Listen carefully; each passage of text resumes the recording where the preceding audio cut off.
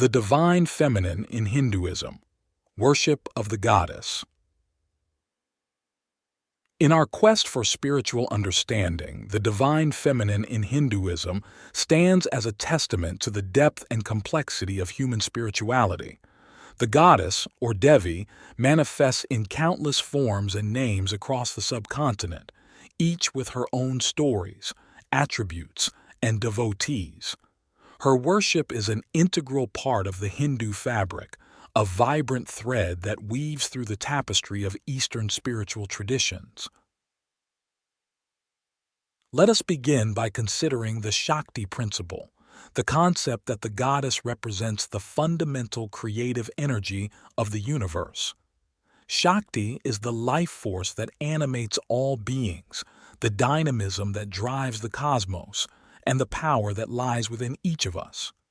It is said that without Shakti, even Shiva, the god of destruction and transformation, remains inert, a reminder of the interdependence of the masculine and feminine energies.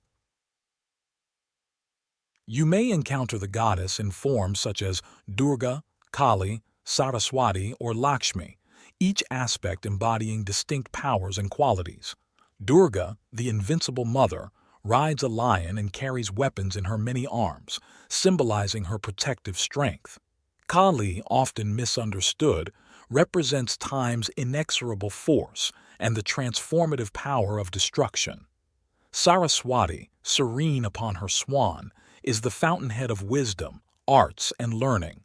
Lakshmi brings prosperity and well-being, her grace ensuring the material and spiritual wealth of her devotees.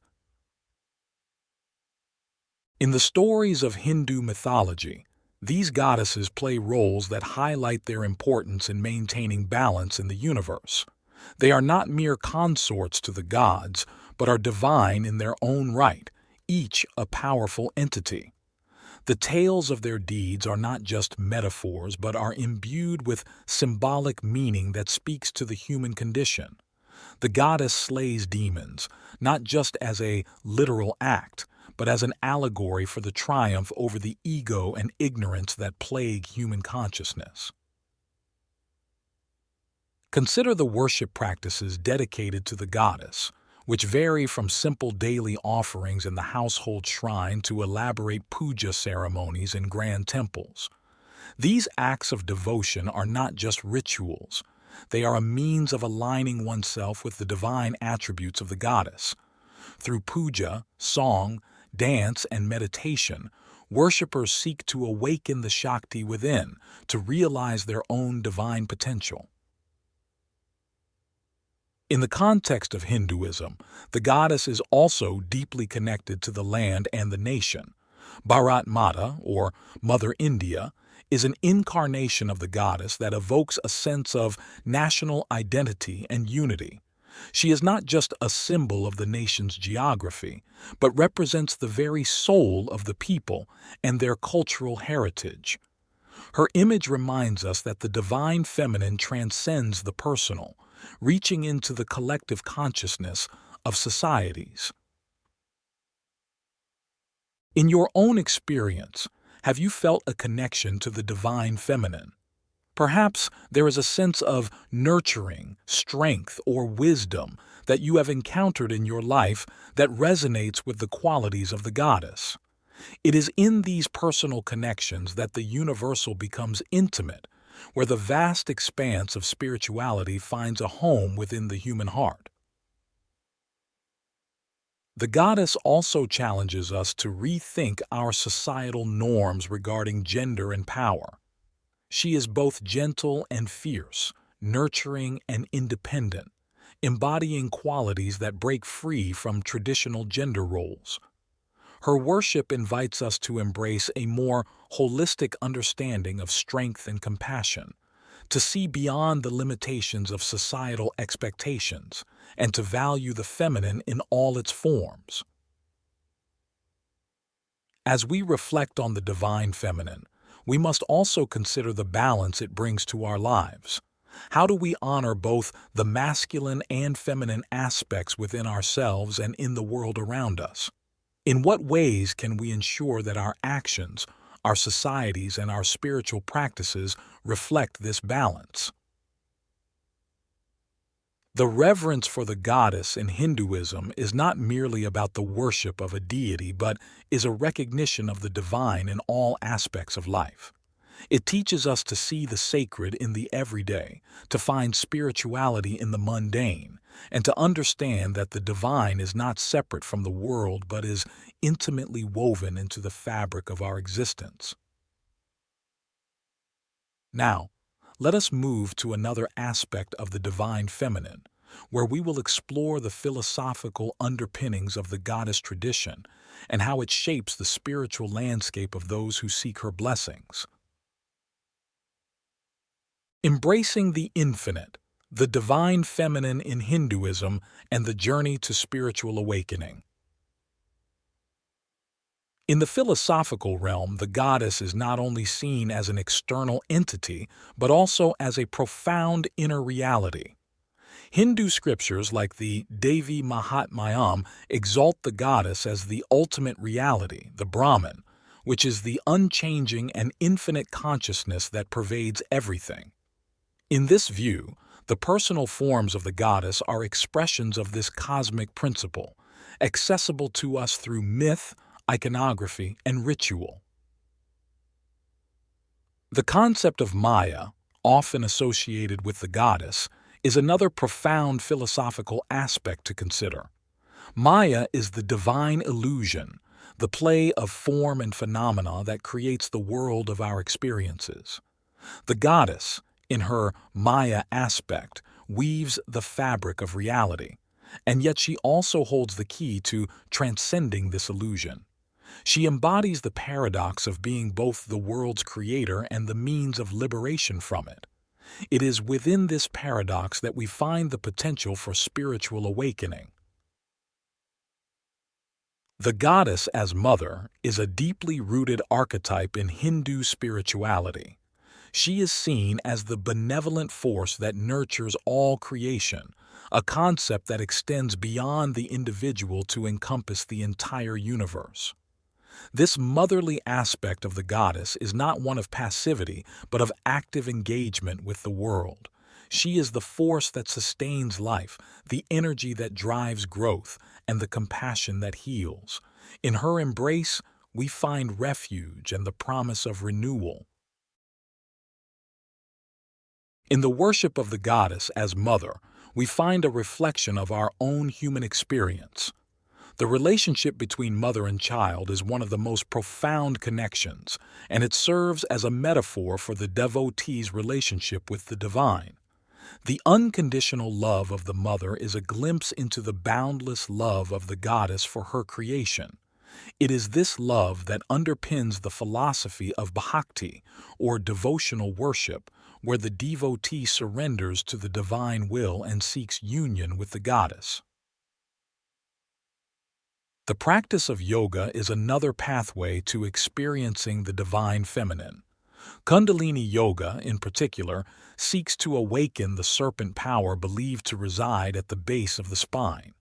This energy is none other than the goddess herself, coiled and dormant, waiting to ascend through the chakras and unite with the divine consciousness. The awakening of Kundalini is an experience of the goddess's power and presence within the human body, a tangible encounter with the Shakti principle. Through meditation on the goddess, one can delve into the mysteries of the self and the universe. She is the gateway to deeper levels of consciousness, where the individual soul, or Atman, recognizes its oneness with the Brahman. In this recognition, the distinctions between the worshipper and the worshipped, the finite and the infinite, dissolve. The goddess reveals that the ultimate truth is not an external deity, but the divine essence that resides within each of us. What does it mean to realize that the divine is not separate from us, but is the very core of our being? This realization is a transformative insight, one that challenges us to live with a sense of sacredness in all our actions. It invites us to view others not as strangers but as manifestations of the same divine reality that we honor in the goddess. The goddess's many forms also represent the multiple paths to this realization. Whether one is drawn to her nurturing aspect, her wisdom, her power, or her grace, each path offers a different approach to the divine. The plurality of the goddess tradition teaches us that there is no one correct way to spirituality. Rather, there are as many paths as there are individuals. In the social and cultural context, the goddess has been a source of inspiration for movements aimed at empowering women and restoring the balance between the feminine and masculine principles in society. She has been invoked in struggles for justice, reminding us that the fight against oppression is not only a social or political issue, but also a spiritual one. The strength of the goddess is a call to action, to rise against injustice and to uphold the dignity of all beings. As we engage with the divine feminine, we must also confront the shadows that have obscured her presence in our world. The historical suppression of the feminine, the denigration of the maternal, and the fear of women's power are all distortions that we must heal. The goddess invites us to reclaim the feminine in all its fullness, celebrating its contributions to spirituality, culture, and life itself. The divine feminine in Hinduism is a mirror reflecting our own divine nature. In her myriad forms, she offers wisdom, comfort, and inspiration.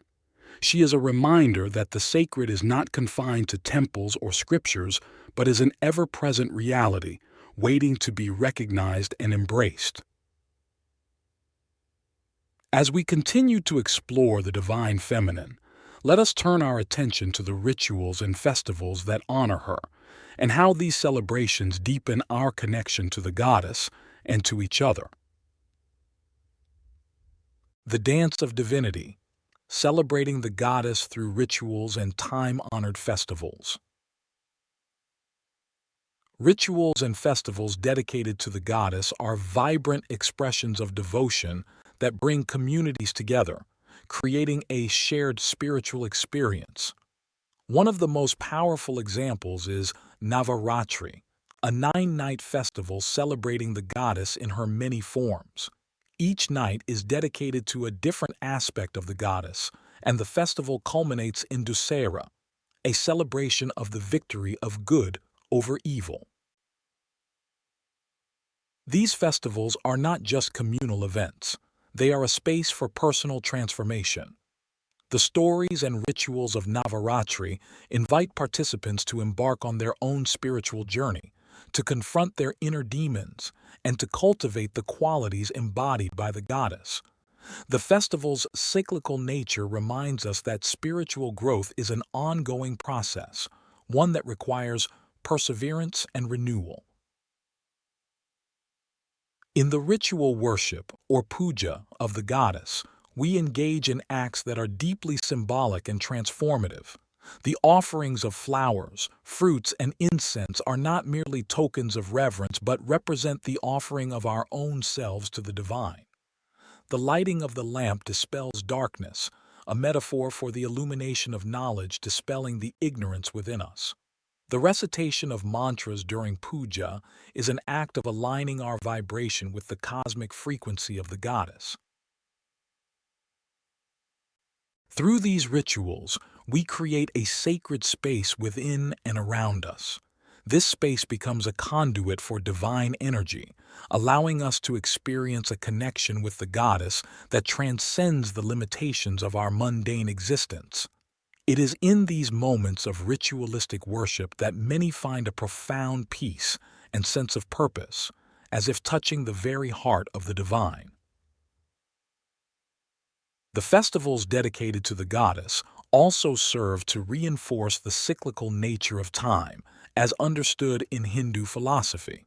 Unlike the linear progression of time in the Western paradigm, time in Eastern spirituality is seen as a cycle, a series of endless, repetitions where creation and dissolution follow each other like the seasons. The goddess, in her various forms, embodies this cyclical nature, with aspects like Kali and Durga associated with the dissolution that precedes creation, and others like Lakshmi and Saraswati associated with the abundance and wisdom that nurture the new cycle of existence.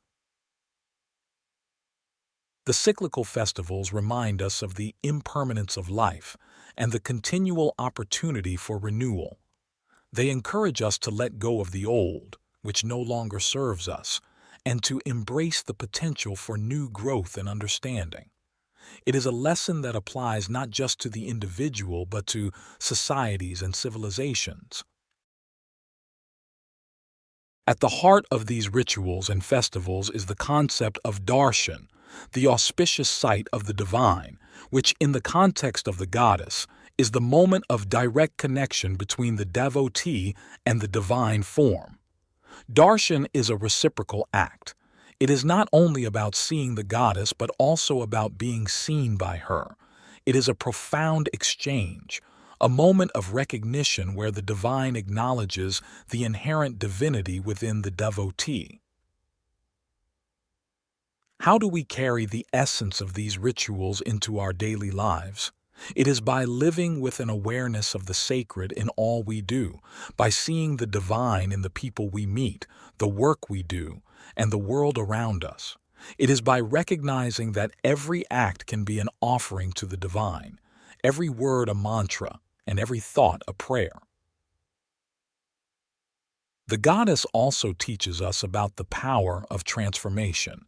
Many of her stories involve overcoming formidable challenges and transforming negative forces into positive ones. The worship of the goddess encourages us to confront our fears, our pain, and our suffering, and to transform these experiences into wisdom and strength. The celebration of the goddess is not confined to temples or specific times of the year. It is a living tradition that adapts and evolves with the lives of her devotees. In many parts of the world, the goddess is honored in ways that reflect the local culture, blending seamlessly with indigenous traditions and creating a rich tapestry of worship that is both ancient and ever new. The reverence for the goddess in Hinduism is a powerful affirmation of the divine feminine principle. It is a recognition that the divine is not an abstract, distant reality, but a living presence that can be engaged with, celebrated, and realized within the heart of every individual. Let us now turn to the inner dimensions of the goddess worship and how it shapes the spiritual journey of the seeker. Mystical union, the sacred path to the divine feminine within. The inner dimensions of the goddess worship take us into the realm of the mystical, where the lines between the devotee and the divine blur and merge. In this space, the goddess is not an external deity but the very essence of our deepest self. The spiritual practices aimed at realizing the goddess within are varied and profound, offering a rich landscape for the seeker to explore. Tantra is one such path that honors the goddess as the supreme power. Far from the common misconceptions, authentic tantric practice is a sophisticated system of rituals, meditation, and philosophy that seeks to harness the divine energy of the goddess for spiritual awakening. Tantra views the material world not as an obstacle to spiritual progress, but as a means to realize the divine. It teaches that by engaging with the world mindfully and with reverence, we can transform our everyday experiences into a spiritual practice. In the Tantric tradition, the body is seen as a sacred temple of the divine, and the chakras are the energy centers where the goddess resides in her subtle form. The practices of Kundalini yoga and chakra meditation are aimed at awakening the latent energy of the goddess within, allowing it to rise through the chakras and unite with the divine consciousness. This inner alchemy is a deeply transformative process, leading to the experience of bliss and oneness with the goddess. The path of devotion, or bhakti, is another way through which the inner dimensions of goddess worship are realized. In Bhakt, the bhakti path emphasizes an emotional and personal relationship with the divine, seeing the goddess as the beloved, the mother, the friend, or even the child. Through the singing of hymns, prayer, and the recounting of the goddess's stories and exploits, devotees cultivate a deep sense of love and devotion. This relationship transcends the transactional nature of some religious practices, seeking not material gain but the joy of union with the divine. Bhakti practitioners often express their devotion through poetry, music, dance, and other forms of art, seeing creative expression as a direct path to the divine. The arts become a form of worship, a way to communicate with and honor the goddess. The lives of saints and poets like Mirabai, Andal, and Akka Mahadevi exemplify this path, showing how the arts can be a powerful means of spiritual transformation and connection with the goddess. In both Tantra and Bhakti, the ultimate goal is moksha, or liberation from the cycle of birth and rebirth. The goddess is seen as both the guide and the destination, the one who leads the devotee through the complexities of existence to the ultimate realization of their true nature. This journey is not one of renunciation but of integration, recognizing the divine in all aspects of life and embracing it with wisdom and compassion. For the individual seeker, the worship of the goddess can be deeply personal and unique. It may involve rituals and practices learned from tradition, or it may be an intuitive process that evolves organically. Some may find her in the silence of meditation, others in the bustle of a festival, and still others in the simple acts of kindness and love they offer to the world. The goddess, in her many forms, represents the infinite ways in which the divine can be experienced and understood. Ultimately, the inner dimension of goddess worship is about coming to see the entire universe as an expression of the divine feminine. It is to recognize that every form and every being is imbued with her energy, and to live with a sense of reverence and awe for the great dance of creation that she orchestrates. It is a path that leads not only to personal liberation, but to a profound sense of connection with all life, a realization that we are all part of the goddess, and that she is always present within us, guiding us towards greater love, wisdom, and joy.